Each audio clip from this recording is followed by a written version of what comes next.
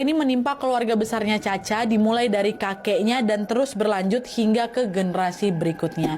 Dan by the way, sesuai dengan permintaan Caca, Wak, semua nama dan tempat yang ada di kisah ini sudah kami samarkan ya.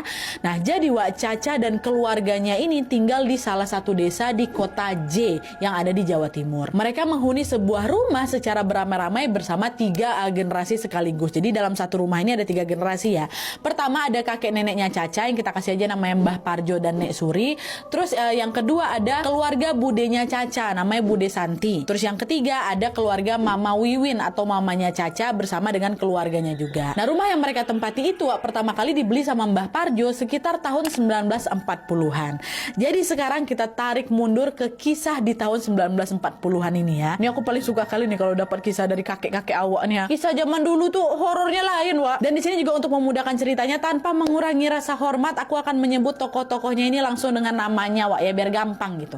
Jadi ceritanya pada awal tahun 1940-an, Wak, Parjo kakeknya Caca ini bekerja sebagai seorang tentara di kota S yang ada di Jawa Timur.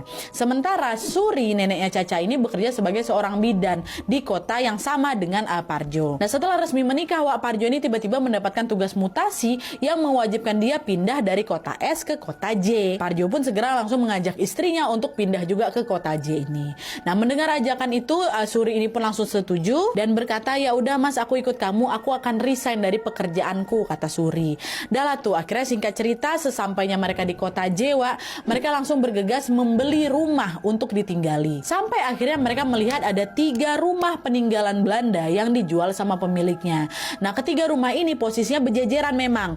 Di ujung kanan adalah rumah 1 lah kita sebutkan, di tengah rumah 2, yang paling kiri rumah ketiga. Dan setelah menimbang-nimbang, Wak, Parjo sama Suri ini memutuskan untuk membeli rumah nomor 1, rumah yang sebelah kanan ini. Kenapa? Karena dibandingkan dengan rumah nomor 2 dan nomor 3 ini, Wak, rumah nomor 1 ini memiliki kebun belakang yang luas sekali.